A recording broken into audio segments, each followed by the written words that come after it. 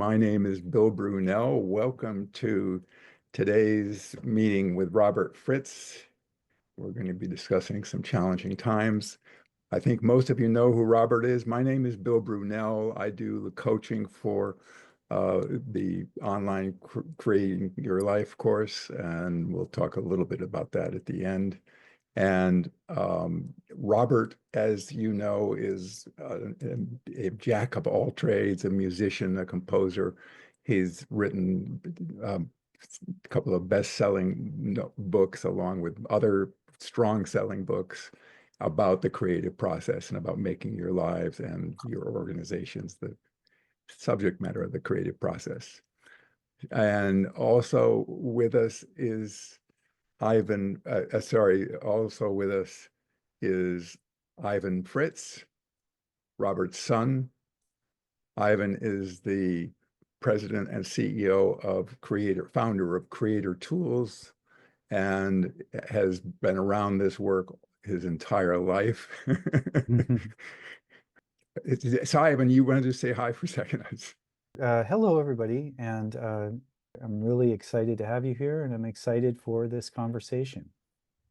Okay, and we'll be tracking your questions, and I'll be helping with the sorting of that.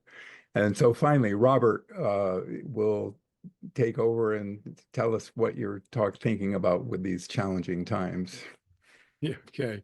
Hi, everybody. Glad you're here. And I'm going to begin by presenting you with a lot of information.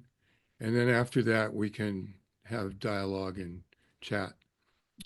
Okay, so the subject matter of this particular webinar is creating difficult times.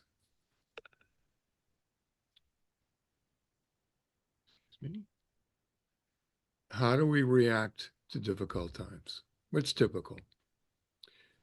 Mostly, we obsess about the problems. We attempt to figure out how to solve them. We focus on the conflict that you feel. We try to spread the word, tell everybody how awful things are, how difficult things are. We look for salvation. We try to get other people's agreement about how terrible it is. And the main idea here, though, is the way we obsess about the problems or obsess about the difficulties. Why do we obsess? And we're going to talk about this from a structural point of view. Trouble generates emotional conflict. Conflict seeks resolution. The mind uses a sense of resolution as its standard of measurement. In other words, everything in your life then becomes focused against the idea of what a sense of resolution would be, one, by the way, that you never get. And until a sense of resolution is achieved, the mind keeps focusing on the problems. Can you actually change things in reality? So right now we're talking about reality. The answer is simply yes, no, or maybe.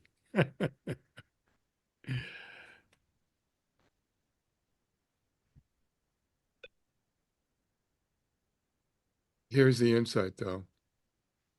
Follow what is true in reality, yes, no, or maybe. But in reality, most often, you can't change what's causing the conflict. So here you are in a situation where your mind is using a sense of resolution as its driving force. And in reality, you can't change the circumstances that you're reacting to. And therefore, you're obsessing. You can see how it's not about you being a weak person or somehow doing something wrong. It's simply how the mind works and how structure works. Now, this is a force in a principle from physics. Everything seeks equilibrium. Everything seeks the resolution of differences. And When you're in a state of non-equilibrium, that seeks resolution. There's this cute little diagram from MIT. And basically, it just shows the difference between hot and cold. It works it out mathematically. So for those of you who are mathematicians, you can enjoy the formulas there. But basically, we know, all of us, the rest of us know, when something's hot, it will cool off. When something's cold, it will warm up. When you have hot and cold together, it tries to seek equilibrium by lowering the cold and heating up heating up the cold and warming up the hot so it becomes the same.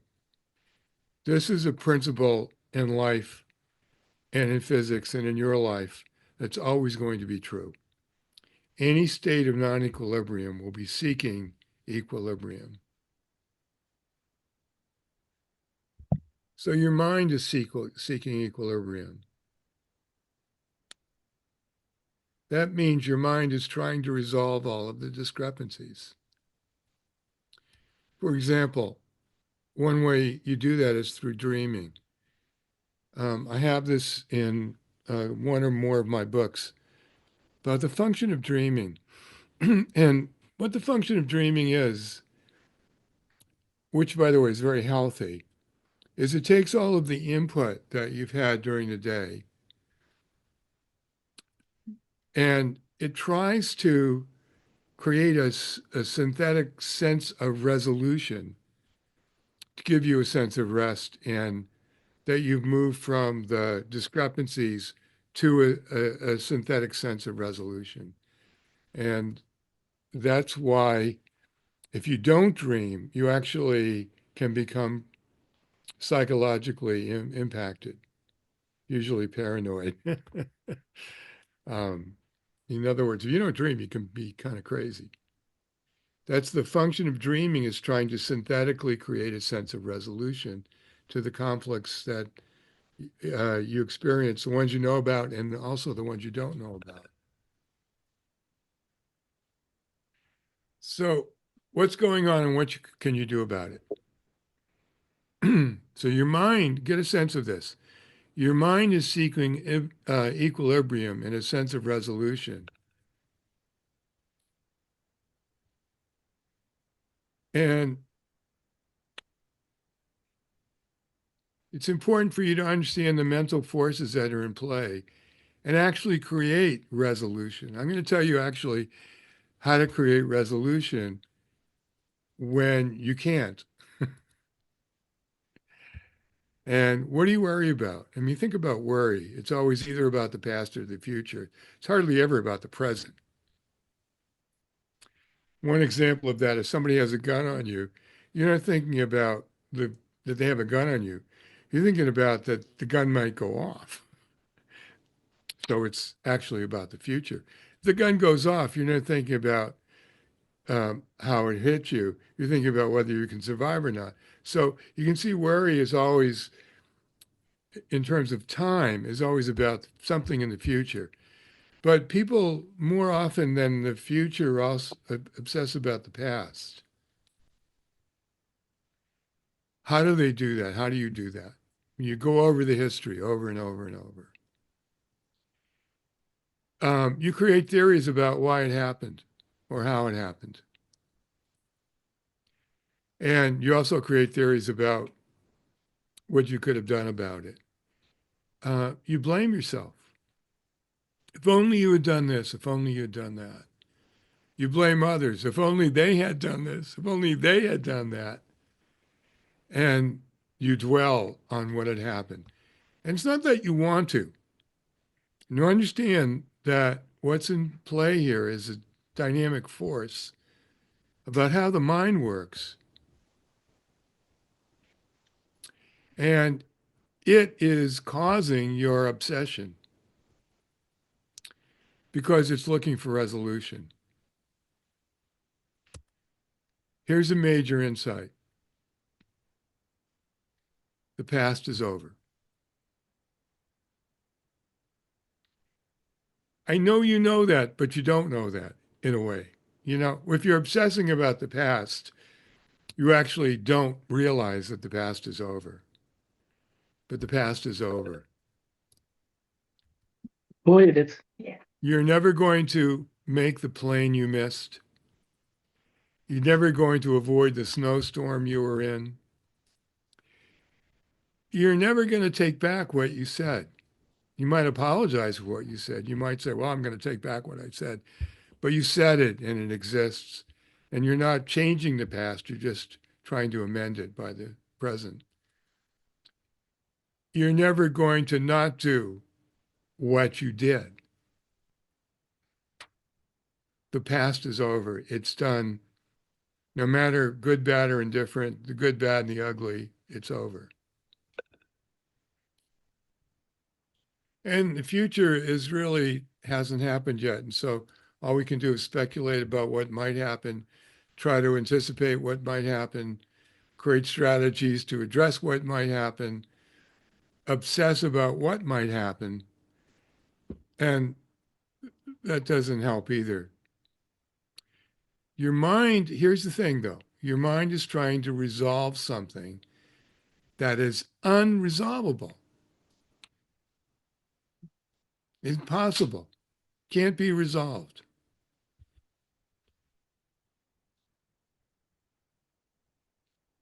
The past is over and you can't go back and change it, even if you want to. It's important that you get this. The future has not yet come and we don't know what might happen. Now, we might have ideas about what might happen through pattern recognition, and things in the past often look like they do in the future. But especially if you're worried about the future, you're not creating the future, you're simply obsessing about it. Your mind is trying, it wants something that's impossible. Your mind is actually wanting something that it can't have ever. Reality is the way to resolve the past is to understand that it is not resolvable. Now, this is really quite both important and profound. Because as your mind tries to resolve it, but if you understand that it's simply not resolvable, you'll give up doing all the things that I described in terms of your obsessions with the past. In other words, stop trying to resolve the past and stop trying to protect yourself about the future. In other words, you may learn lessons from the past about the future, but that's not resolving the past, that's learning lessons. The key to resolution is that the past is unresolvable.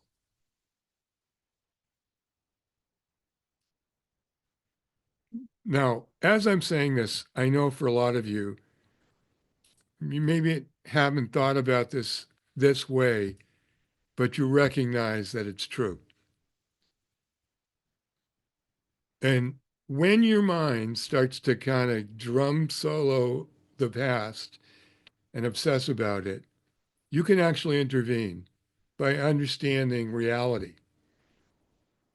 One of the things we want to do is have reality as a standard of measurement, not your concepts about various things. Stop trying to resolve it.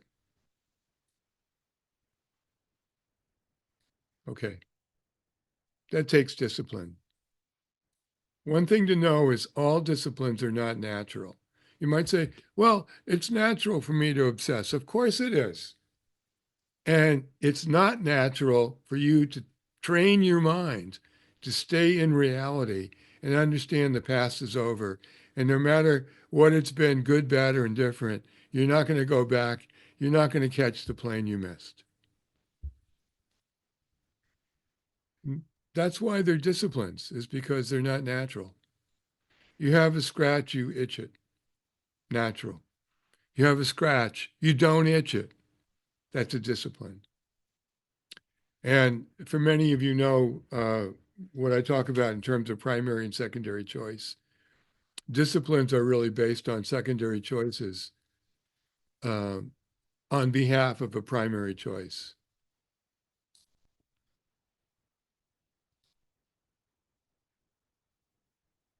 It is counterinstinctive to not try to resolve the conflicts from the past.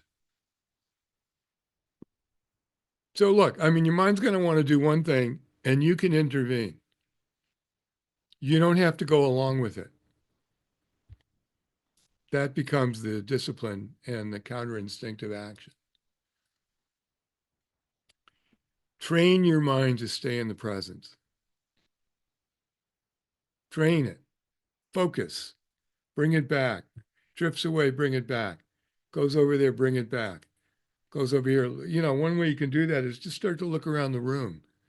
See what you see. Describe to yourself what you see. There's a lamp over here. There's a chair over there.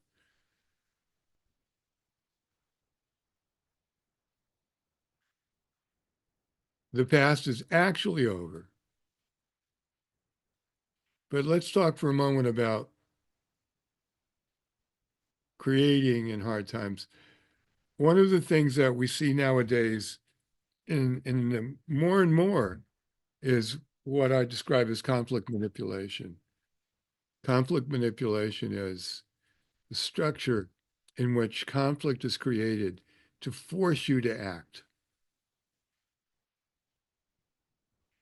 This can happen on a personal level, on a societal level, but you these days are being bombarded by conflicts, and the manipulation is to intensify the conflict to force you into action. What the motivation is not to accomplish anything. It's to rid yourself of the emotional conflict that you feel. If we said, well, what is the motivation for the action? On the surface, it's to solve a problem. What's underneath that, what's really going on is you feel emotional conflict that you really want to get rid of. The motivation for action is to rid yourself of the emotional conflict that you feel. Here's the way that structure works. The intensity of the conflict drives action. You feel badly, you take action to restore yourself feeling better. The action that you take actually reduces the intensity of the conflict, which leads to less action in the future. And that becomes an oscillating pattern. More conflict, more action, less conflict, less action. How many times have people seen programs on diabetes or smoking or weight telling them that if they don't change their lifestyle habits, they're going to have some serious health problems? And so that conflict drives action. So they give up the terrible things they've been eating. They start to exercise. They do other healthy things. They give up smoking. And what that does is it reduces the conflict that was driving the action. And so in a short period of time later, they go back to smoking or overeating or whatever else the bad habits are. And you can see that what caused that was not that they're weak-willed, but they're in a structure that's not sustainable long-term for change. Anything driven by conflict will not last. You can have short-term gain, you can never sustain it over time. And by the way, this is one reason why, and you'll notice this in your own life, that people who want you to act, maybe really for good causes often, always have to increase the intensity of the conflict. It takes more and more and more conflict to get you to act because you've gotten used to how it was. I remember somebody saying about fundraising, said Americans, and I know not all of you are Americans, but this is what he said. Americans have the attention span of a gadfly. So he was thinking that, gosh, just people, they can't pay attention to anything. Well, it's certainly not true. If you look at people's interest in Taylor Swift, they haven't given up on Taylor Swift or the Super Bowl or things like that. When it's motivated properly, you can have your attention go on forever. What you can say is when it's conflict driven, it can't last. And the pattern is to increase the intensity of the conflict because you've gotten used to the original conflict. The problem leads to action to solve the problem, leads to a less intensity of the problem, leads to less action to solve the problem, leads to the problem remaining or a situation not changing. Hard times. Creating in hard times. Hard times can be either personal or social.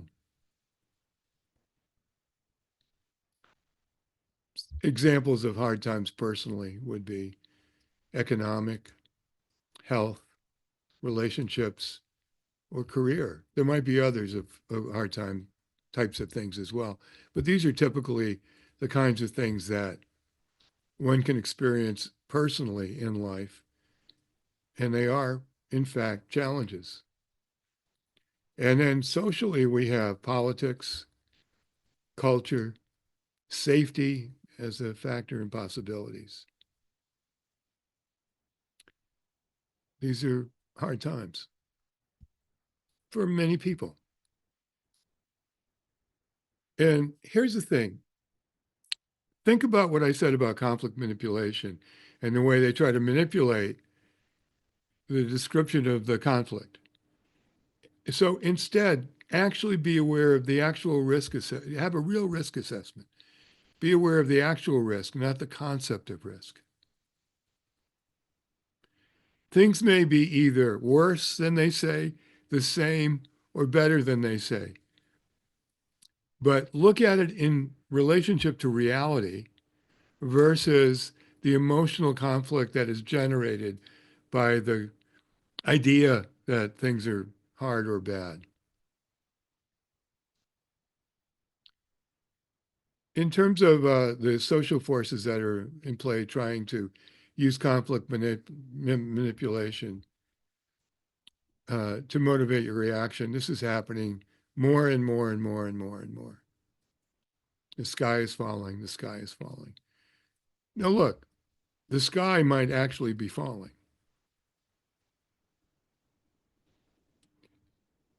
What is your motivation to action? Is it the reaction to your emotional conflict, or is it on behalf of something you actually want to see happen? And the motivation tells the story.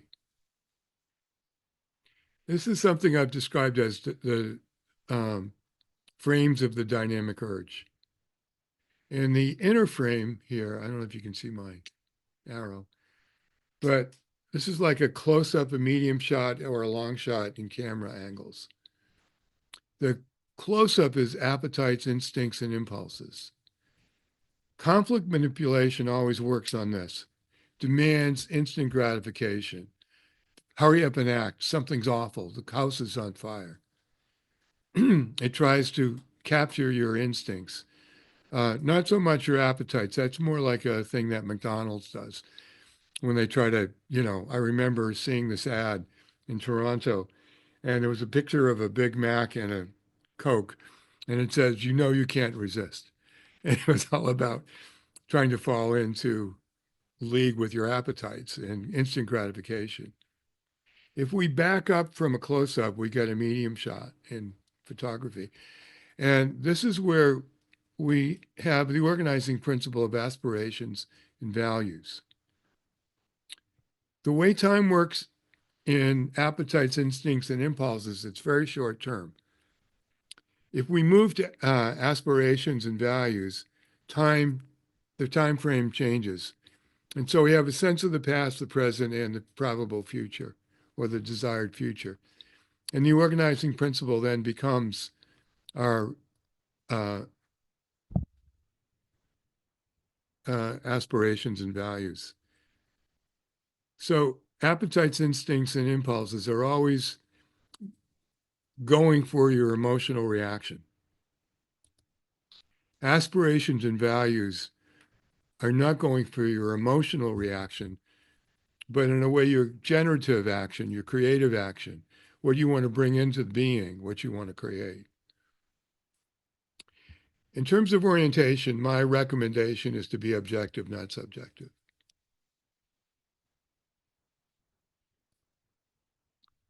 How things are versus how they feel. This is a very important understanding of understanding what's going on in current reality. Things often can feel different than they actually are. And look, they can either be better than they are, feel, they can be exactly what you feel, or it can be worse than you feel. But the point is, we don't want the feelings to be the standard of measurement. We want how they actually are in reality to be how we understand reality. So there used to be a show on TV called Kung Fu with this monk who's going through the West during the period of cowboys and stuff, but he's a Kung Fu master. So in one of the episodes, they put him and some other guys in a little tin prison, and they're going to lock him up there for days. And the guy who did that to show all the other men who worked on this project, whatever it was, what will happen to them if they don't obey. So in the actual prison, all these guys were going crazy except for our master Kane, who's cool as a cucumber, even though the sun is beating down on this metal box and, everything's terrible. And finally, one of the guys says, how can you be so cool? And Kane says, the prison is within you, not outside you. And he teaches them to meditate in the show. So then the big moment comes, the dramatic moment, where the bad guy is going to show everybody what's going to happen if they don't behave. And he opens up the prison door. They all walk out, cool as a cucumber, and he completely defeats the point of the conflict manipulation that the bad guy was trying to impose on it. But this is not a bad insight. No matter how bad things are, the prison actually is within you, not outside you. This is not saying that things might not be bad circumstantially. Robert Frost said, I never tried to worry somebody into intelligence. In other words, he never tried conflict manipulation. Here's a famous quote of mine. If you look this up in the internet, you'll see me accredited to this. Reality is an acquired taste. They never include the next part of the quote. Here's the next part of the quote. But once you acquire it, it's hard to give it up. I mean, once you have reality as a standard of measurement, it's really hard to go back to fantasy, delusion, distortion of reality. You want to know what it actually is. It's sort of like a musician who can play in tune. You don't want to play out of tune because you can't hear what the other instruments are playing. You want to play in tune. It's hard to give up playing in tune. So the mind wants something to do. My wife, Rosalind, had a beautiful insight. She said, the mind is like a very intelligent dog. It needs a job. And if it doesn't have a job, it gets into trouble. And it's so true. So what we're going to do is we're going to give your mind a better job. And the better job to give it is, rather than obsess about conflict, create something.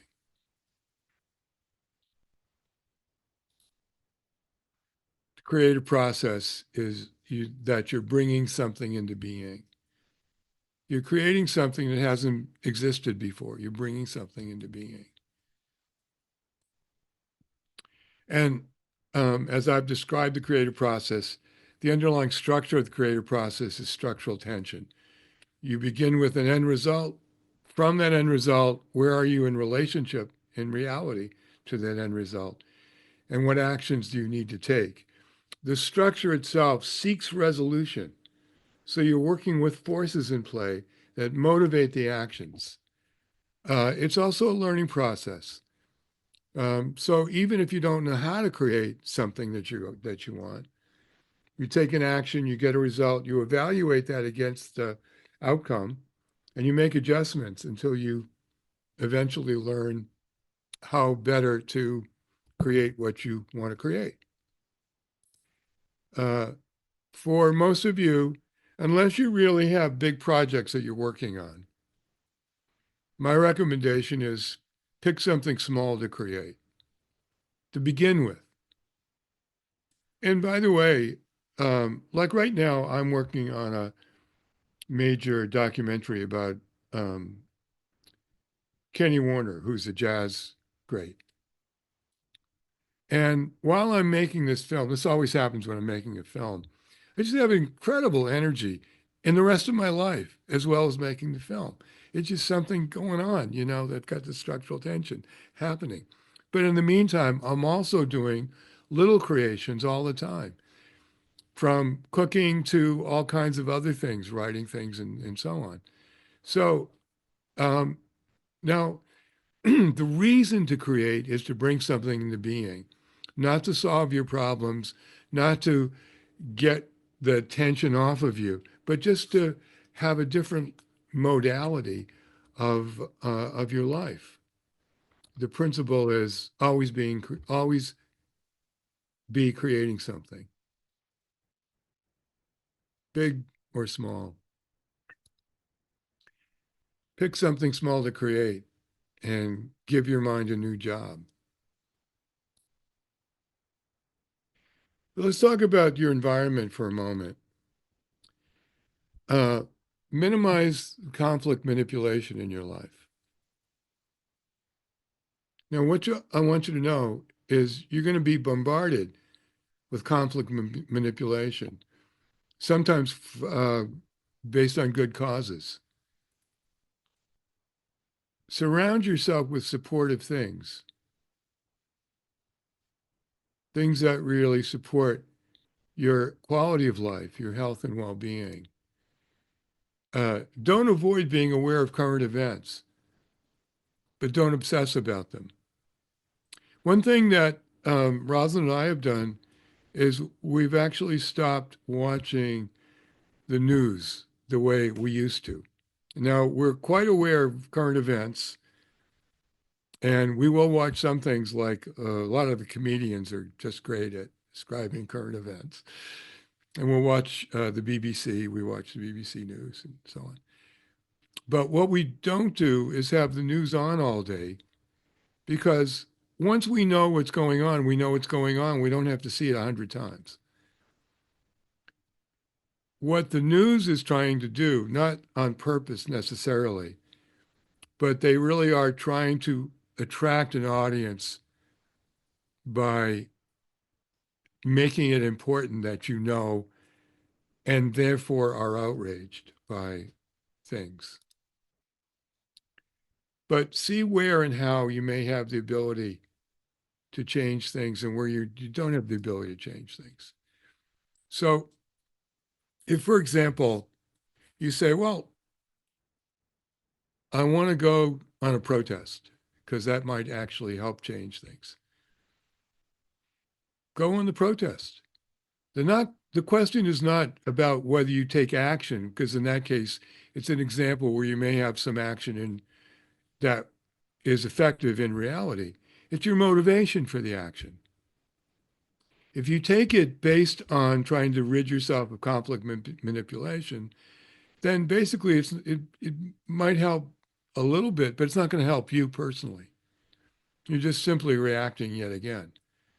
If you go in the protest and your motivation is, I want to add my voice to having the kind of change I would like to see happen, it's the same action, but a completely different story around it. It's a different motivation.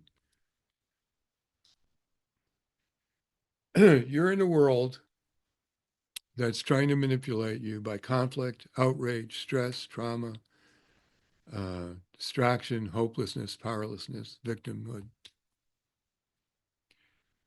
I don't know about you, but every day I probably get about 30, 40, maybe 50 emails based on outrage, stress, trauma, um, and how I should be upset about something or other. Now, they may be right about the actions they would like to have taken. But the point is, when you try to motivate it that way, it's going to end up being more and more hysterical, as it's become, by the way. It's getting worse and worse. You know, now, and they might be right about it. But the point is that the structure of that is conflict manipulation, which the point of conflict manipulation is to reduce your emotional conflict, which has been synthetically generated by its triggers. And this is on all sides, by the way. This is not just one side. This is like all over the map. The good guys and the bad guys, they're all doing it.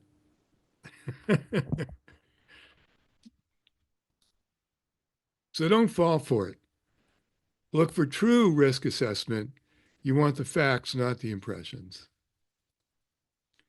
Fill your life with work you can create. Fill your life with this idea. Work to create the outcomes you want. Be for things, not against them. What's the outcome you want to create? Okay. What's on your mind? Now we're going to go to the group and I'll answer questions and talk about the points that I've made. Great, thank you. So we already have a couple of good questions, and I want to just start with the first one that came in that is very relevant. Robert Brent is asking, so in reality, the fear is real, but not the object driving the fear?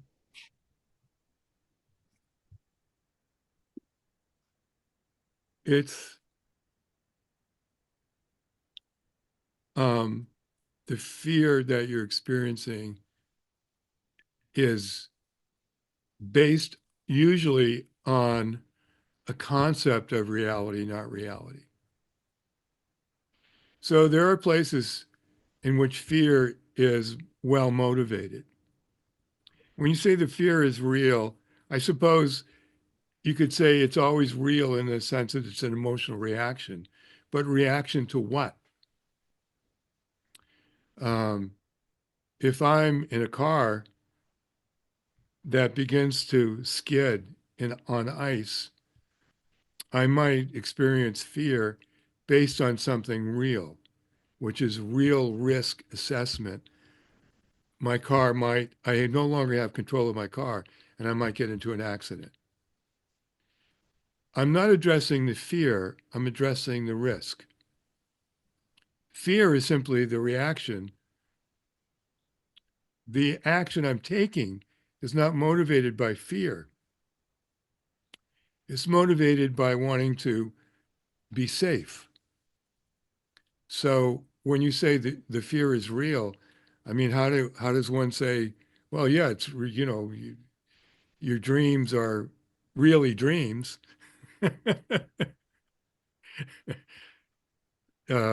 In reality, you may be having an hallucination, but the hallucination is a real hallucination, but not true in reality. So if you're reacting to fear, you're simply not thinking in terms of what the outcome is that you want. It's not that you can't experience it or that you won't experience it. It's that if it becomes the organizing principle, your reaction's not going to be about the outcomes you want. It's going to be about reducing the feeling of fear.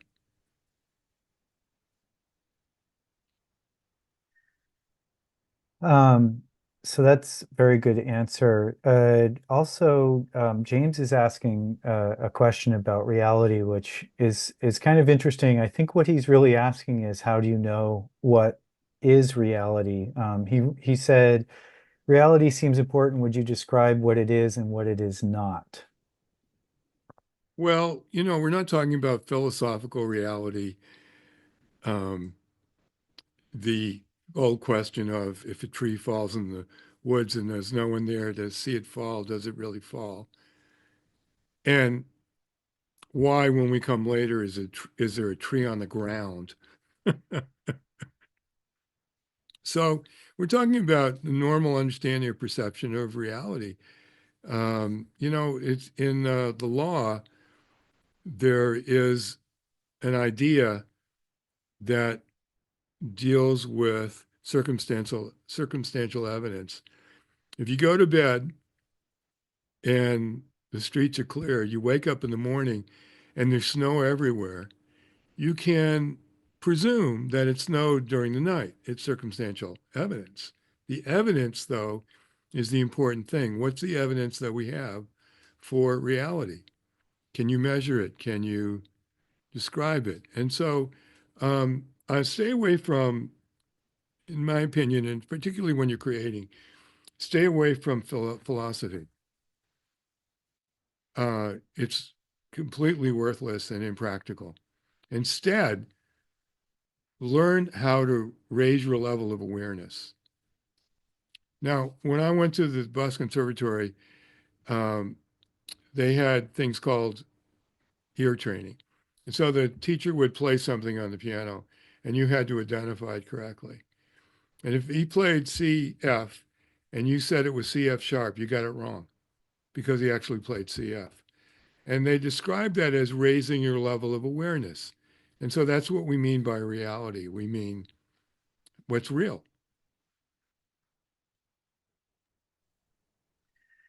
Um, and then in terms of the creative process, can you elaborate on the primary and secondary decisions in the context of discipline? What advice, nudges would you give those to stay in the present while making those decisions? Okay, so let's say there's something you want to create, and current reality is whatever it is. And let's say the thing you want to create includes going to from Boston to San Francisco, and you have to fly in a plane. And let's say you don't like flying, but you want to be in San Francisco. So the secondary choice would be to get on the plane and fly to San Francisco, even though you don't like flying, in order to accomplish the outcome. So it creates a hierarchy. What's more important, what's less important. This is why, by the way, great musicians can practice hours and hours and hours every day. It's not that they love to practice. It's for the concert or for the concert tour. And this is why athletes also can train and practice. It's the training and practice are secondary choices on behalf of an athletic outcome that they're trying to achieve. And that's always the relationship between a primary choice, what you want to accomplish in the end, and secondary choices, actions you need to take, which often you don't like, in order to support the outcomes that you do want. That, by the way, is the key to discipline, is having that relationship. Right. That makes total sense. So there's a couple other questions. I'm just going to not go in order, but it seems that risk assessment is a discipline. Do you have any guidelines for doing real risk assessment? No, not really. I mean, just to stay in touch with reality, I guess, is my major guideline, is what's the actual risk? For example, if I park my car, let's say I had a brand new, very expensive luxury car, and I was in New York, there's certain neighborhoods I wouldn't want to just park it and leave it because when I come back, pattern recognition tells me that the tires will be gone or the car will be gone and so on. And because of knowing that, that's actually an assessment of actual risk versus conceptual risk. So other places I might feel safer about parking the car. That's very common sense kind of proposition. So, reality versus what you think is reality or concept of reality. Yeah, and if you are worried about something, instead of reacting to the worry, see what the actual risk is and if it's acceptable or not acceptable. And I think that's one way to talk about risk assessment is the risk factor is either acceptable or not acceptable. And if it's not acceptable, don't do it.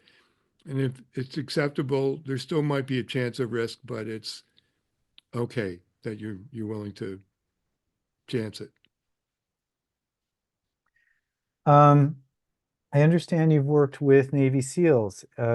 Is this about returning war veterans and PTSD? Is your work applicable to something like that? It has been, yeah.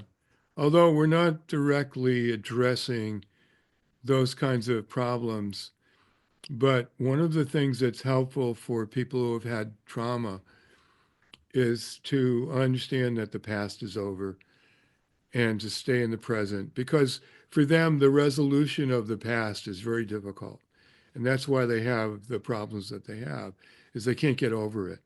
And so that's the proposition of how do you move from the past into a understanding of what's really going on right now, like you're not in war and things are safe and so on. And the ability to create has been quite helpful because then it really gives the person an additional thing to do in their life other than obsess about trying to resolve the past, which there you can imagine your mind is just going crazy trying to resolve things that are unresolvable. Do you know anything about EMDR for vets? I don't know what that is. No, I don't. Um, all right. Uh, when there are more things that I actually want to create than I have time with, how do I choose?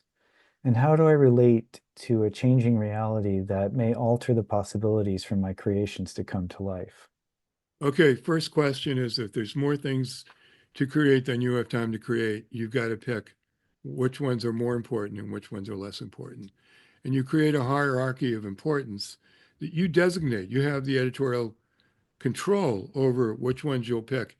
Sometimes you support one project by not doing another project, and that's how you decide. Um, you make it up. You simply decide. Um, secondly, um, what was the second part of that question, actually? I can't hear you. Sorry. How do I relate to the changing reality that may alter the possibilities for my creations to come to life? So, I'm reading that as unpredictable future, for example. Well, you call it as it is. And so if it turns out that something's impossible, then it's impossible. But if it turns out that it's just more difficult than you thought, then often what that generates is a new pathway. A lot of times, in terms of the structural tension, current reality includes you don't have enough time or money or resources to accomplish the goal.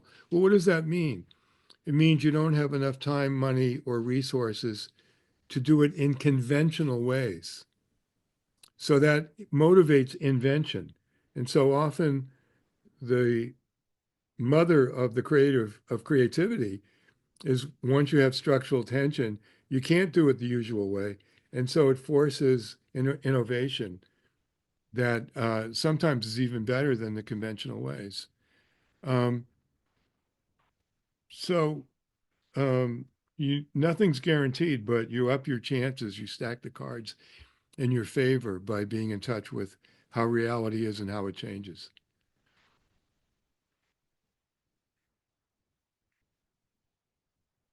Again, your mic is off. Sorry, a couple more questions. How far out do we zoom on our creations? Meaning how far out, I guess, do we need to, how Well, broad of a view do we need to have?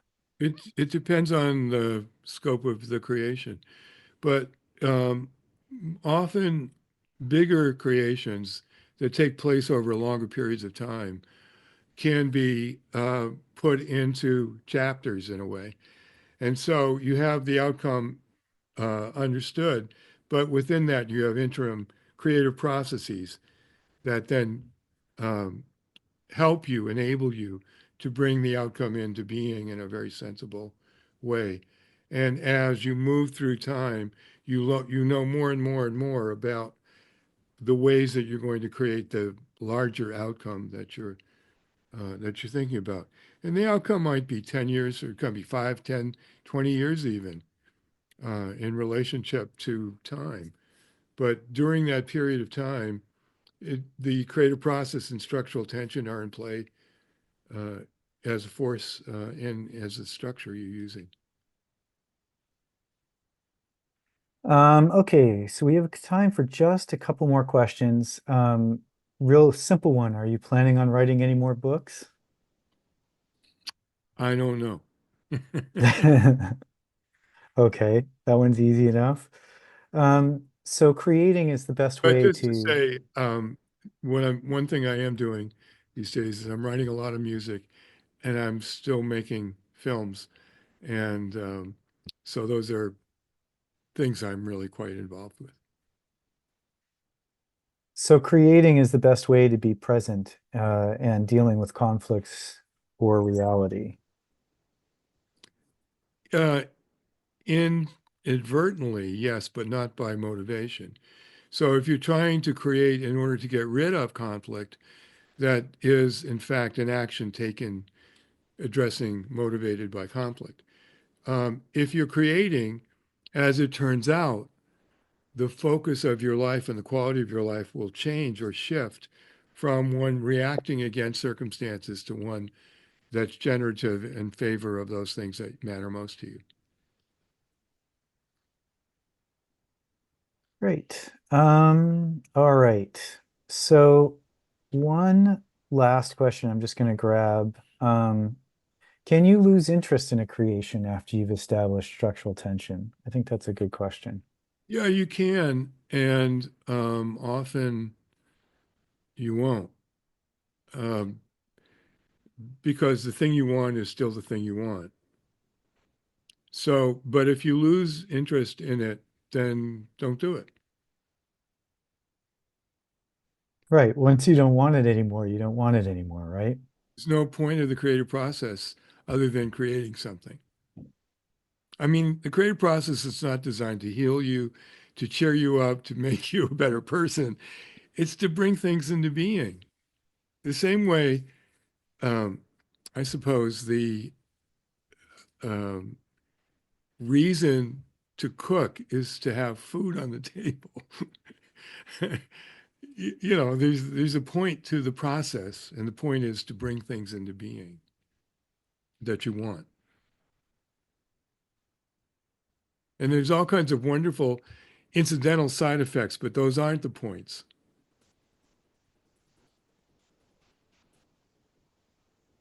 Great. All right. Well, thank you for that. We have a few minutes left, and so I just wanted to take those few minutes and introduce, for those of you who don't know, we have a basic course, which is available called Creating Your Life. It's an online course. It takes 3 months to complete.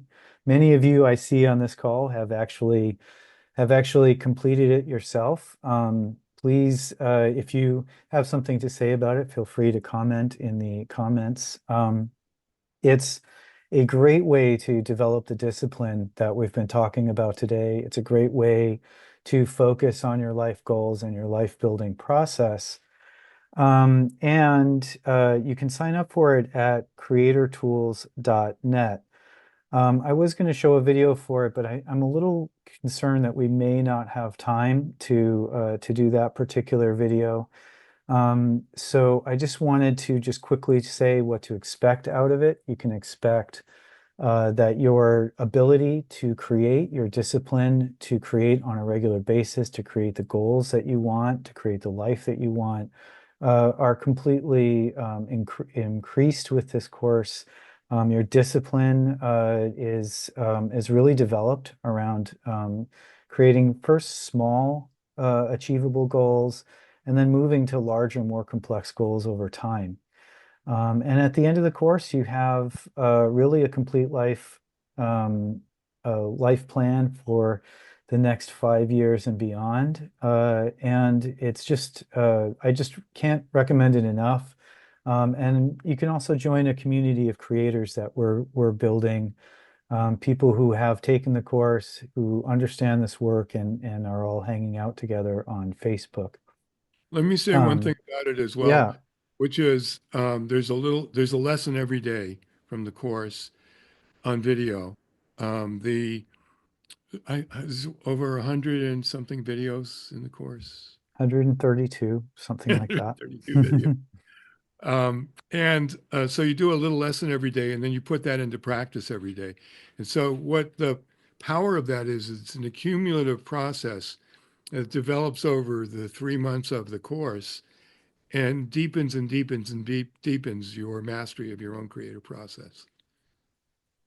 And I've just put a coupon code in the chat. It's CYL 2025. That coupon is good until the end of March, and that gives you 15% off of any of our subscription options.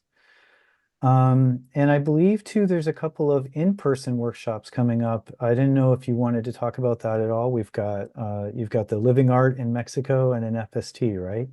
Right. Can you quickly say what they are, or otherwise I have to go find.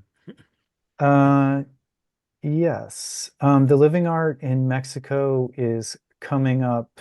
Sorry, let me bring up the dates. Um, mm, mm, mm, mm. Okay, I got it. Okay, great. So the dates of the living art, and by the way, this will be the last one I'm leading personally. It's March 31st through April 6th. And this is the deep end of the pool of the creative process. It's just an amazing course. Fundamentals of Structural Thinking, which is our flagship course in structural thinking, particularly for consultants, business managers, coaches, and so on, is April 24th through the 27th. You can go to our website, www.robertfritz.com, and get more details and sign up if you want to from there. Great. And also, this recording of this conversation will be posted publicly. It'll be on the Conversations with Robert page on Creator Tools. For those of you, I guess all of you who have attended this meeting, you'll also get an emailed link to watch the replay. And we'll also post in a couple other places that we will announce via our email list later. So yeah, we're reaching the end of the hour. So I wanted to just really thank you all for attending. It's great to see all of your faces. I don't know, Robert, if you wanted to say a few words to bring us out. Yeah, I also want to join in appreciation of you being here. And hopefully, this was a useful time we've spent together, and that it will have some impact on the very complicated world that we're currently living in and help to make it easier to negotiate. The link will also be available on the Creator Tools site, correct, Ivan? That is right. It'll be under the Conversations with Robert section on creatortools.net. Great.